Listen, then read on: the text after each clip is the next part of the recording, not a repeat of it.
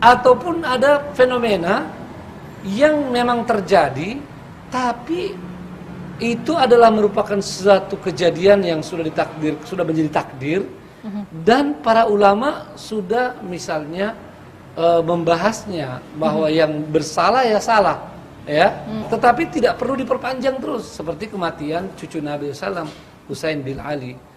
Para ulama Ahlus Sunnah wal Jamaah semua sepakat pembunuhnya adalah orang-orang fasik, orang-orang berdosa. Kejadian itu sudah selesai, tidak bisa untuk terus diperpanjang sampai hari kiamat. Ajaran Islam itu tidak mengenal yang namanya dendam turunan, dendam kesumat, ya, tidak ada itu dalam Islam. Nah, maka para ulama sangat menentang peringatan Asyura dengan cara Syiah, karena itu bisa menimbulkan, menghidupkan lagi dendam, ya. Apalagi kalau sudah ada lagi dengan menyakiti badan.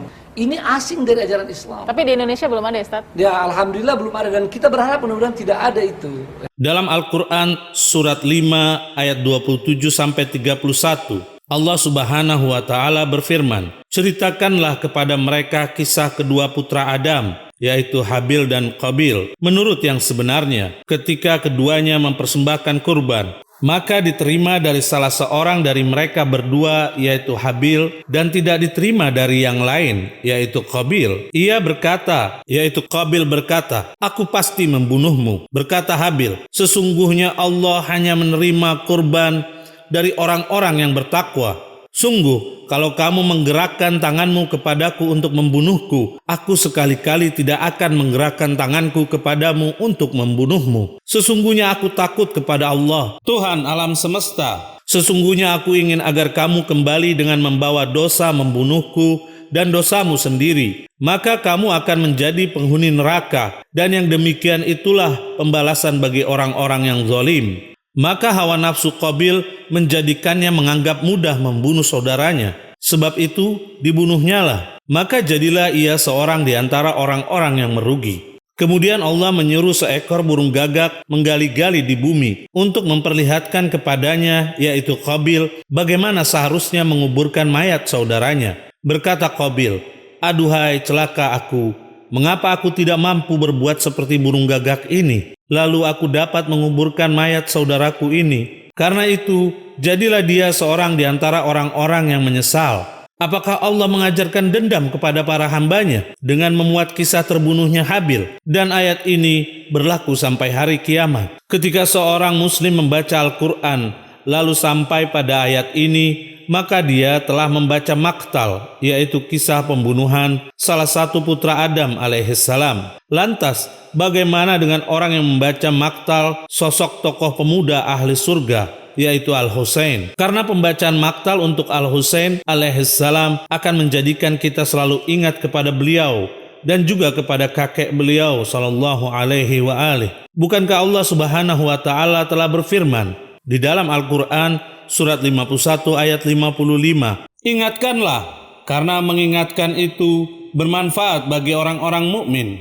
Sekarang mari kita simak pengertian ayat di bawah ini. Allah Subhanahu wa Ta'ala berfirman pada surat 14 ayat 5, "Dan ingatkanlah mereka kepada hari-hari Allah."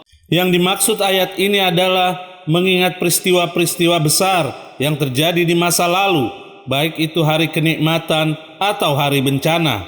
Sebagaimana makna tersebut dijelaskan dalam kitab Tafsir Al-Fakhrur Razi, karya Al-Fakhrur Razi, salah satu ulama Ahlus Sunnah, jilid 19 yang diterbitkan oleh Darul Fikr, cetakan pertama tahun 1981, halaman 85. Imam Fakhrur Razi berkata, Allah Subhanahu wa Ta'ala berfirman dengan menggunakan kata hari-hari, yaitu tentang peristiwa-peristiwa yang besar, yang mana peristiwa tersebut terjadi di hari itu.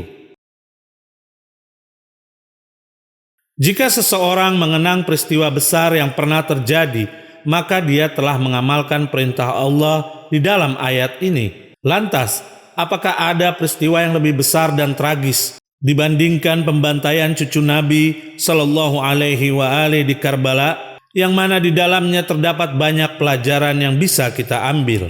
Apakah ketika kita mengenang hari G30 SPKI dan mengenang perjuangan para pahlawan yang berjuang untuk kemerdekaan Indonesia adalah untuk memperbaharui dendam? Apakah ada yang berani menyatakan tidak perlu lagi mengenang atau memperingati hari pahlawan karena sudah menjadi takdir, sehingga tidak perlu diperingati lagi? Sungguh sangat sempit sekali pemikiran orang yang berpendapat seperti itu. Justru kami mengenang kesyahidan Imam Hussein alaihissalam untuk memperbaharui semangat juang di jalan Allah, karena banyak nilai-nilai Islam yang dapat diambil dari kejadian Karbala, seperti kesabaran, istiqomah di jalan Allah, berserah diri secara total kepada Allah, amar ma'ruf nahi mungkar, dan nilai Islam yang lain. Seharusnya yang pertama kali disalahkan adalah ulama besar yang sangat terkenal di dunia, karena beliau mengajarkan orang lain untuk melaknat pembunuh Al-Husain alaihissalam sampai hari kiamat.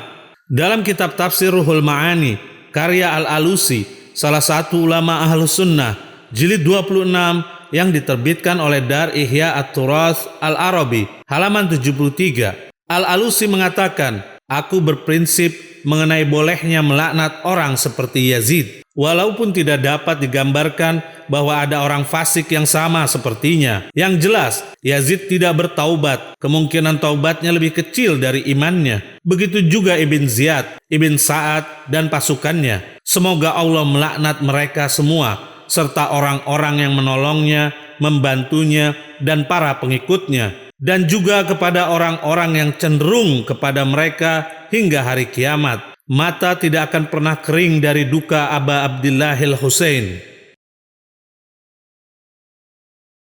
Di sini Al-Alusi dengan jelas melaknat para pembunuh Al-Husain alaihissalam sampai hari kiamat. Apakah ada yang mengatakan bahwa pernyataan Al-Alusi tersebut jauh dari nilai-nilai Islam dan mengajarkan dendam turun-temurun kepada umat?